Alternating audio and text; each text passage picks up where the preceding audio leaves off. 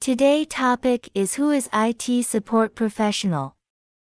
Hi guys, I am Sway Moi from IT Professional YouTube channel. I create daily awesome video for IT professional. Please like my video and subscribe my channel for latest update.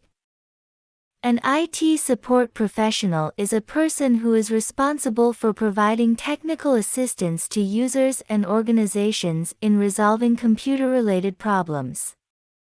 They work to maintain and improve the functionality of computer systems, networks, and related technology.